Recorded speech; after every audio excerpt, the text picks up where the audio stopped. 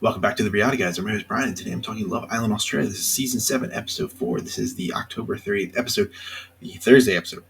So we're going to be off for a couple days until Monday. So obviously we're going to have a little fun today with the dumping. Finally came. I thought it was going to happen yesterday, but we are getting to it today.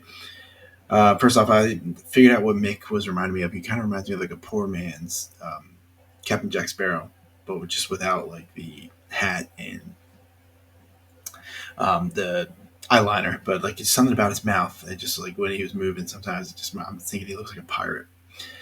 Sharon says again that she is into Ross, not anymore into Zach.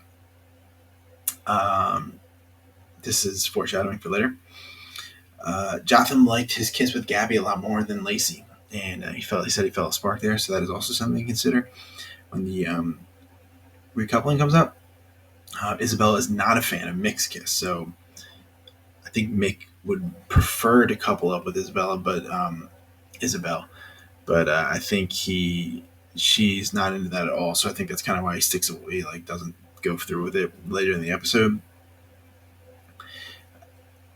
They get a text to go around the fire pit, and Sophie shows up. So when Sophie shows up, it's going to be a big deal. And then we do the recoupling. So Gabby goes first. She chooses Jotham. Lacy's crying. I don't know why you're crying. It's been like literally a day. You can't even remember this dude's name. So like, spare me with these feelings and like how you're jealous or like I've seen some pictures online of people been like sleuthing and in like a trailer they like do a slow mo and it looks like they're talking. I hope they don't get back together because like how can you get this guy's name wrong for so long to say that you really like this dude? This is bogus. Mick chooses Yana.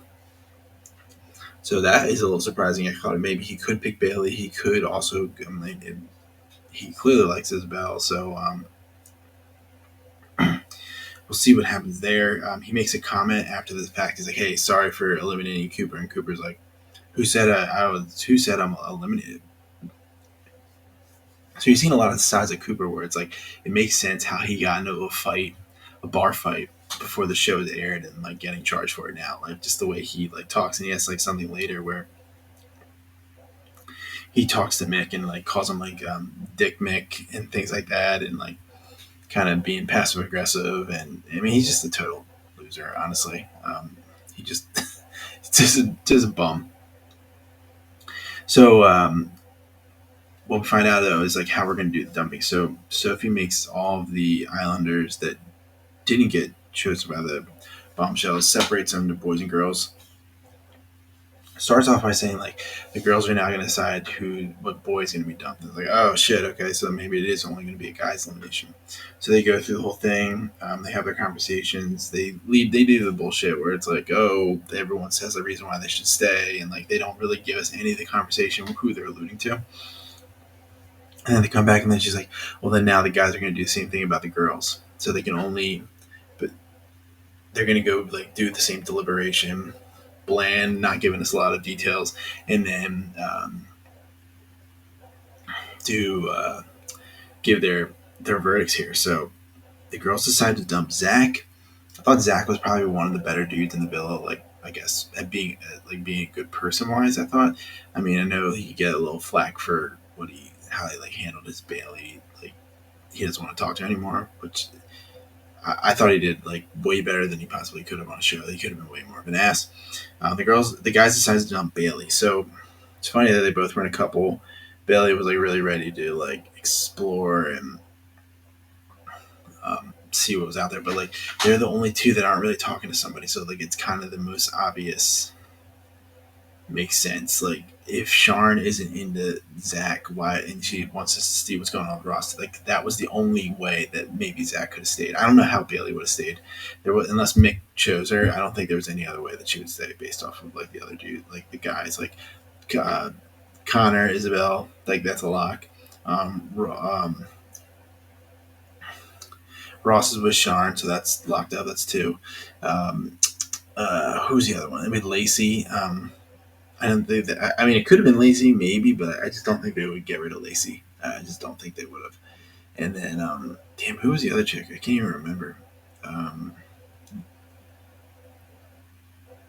I can't even remember. It doesn't even matter. I mean, it was really wait. So Lacy, yeah, yeah. I think Sharon, Isabel, yeah. Then I said everybody. Yeah, okay. Yeah, I thought it was kind of obvious. Yeah, it's unfortunate, but I mean, they're always the first people to go home. It always sucks. Like I feel like it'd be really cool if they gave them like a solid week and like made really jam pack that place in and like just to see because I mean it's so early in the show. I mean that's just the way of the show. There's nothing they can really do about it. They're not going to change it. Cooper confronts Mick later about like him choosing Yana. Like, why did you pick somebody you didn't like? Doesn't like you. Like, you should have went with somebody who does. That alluding to Bailey, and it's just like Mick's like, I don't give a shit about this dude. And yeah, the Cooper just comes off like a tool. Honestly, Yana does talk to Mick later and be like, look, like I'm cool with you picking me. I just didn't want to like be up there and be like look super happy and like rub it in Cooper's face. So we'll see. We'll see where it goes. I mean, it's still early, and the same thing with the thing about Jotham and Gabby that kind of worries me too. That he could like fall back to that. Just I don't know. She the not being able to get his name right, like kind of it's just kind of starting to piss me off. It's like it's not funny either. I don't think it's funny. Like if somebody was calling a girl's name wrong on the show, they would be like losing their mind. So Lacy and then Cooper have a conversation in bed, and they like mate and they kiss, and she's got makeup all over her face, and like it was very quickly. I thought to like move on to somebody else. I mean, obviously you got to like try to like you want to like do what you can to stay on the show, but I mean it was pretty quick. Um, and then they're just talking about their like like comments that like comments he left on her Instagram. It's like get the conversation out of my face. It's stupid. Like I said, they kiss, makeup all over her face, like her lipstick's like all the way down here. He's got makeup all over her face. Jotham walks in, like senses something was going on because like she's not making eye contact with him at all. Like she's facing the other way.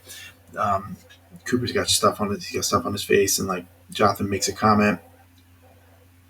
Then Jotham and Lacy then eventually talk, and she's like trying to set some rules about like, oh, are you gonna let her like you're gonna kiss her in bed? And he's like, well, you just were kissing Cooper, and then she's like, oh well, he kissed me, so it's totally fine. It's like, give me a break. I mean, first off, it's Love Island, like, and it's also shut up. You guys have been barely together at all. Like, you can't get this dude's name right. And he finally makes a comment. It's like, can you get my name right? Like, it looks like you don't care. It's like, agree, totally agree. Yeah, just super annoying. She's on my nerves.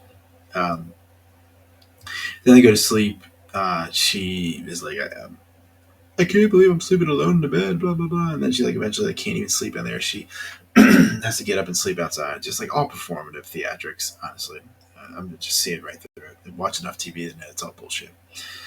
So get a preview for new bombshell coming in. Kai is 22 now. Apparently he's Yana's ex, and I commented. My note here is they love doing this shit on the show. They love bringing in like some connection to someone in their real life and like just completely screw with these people.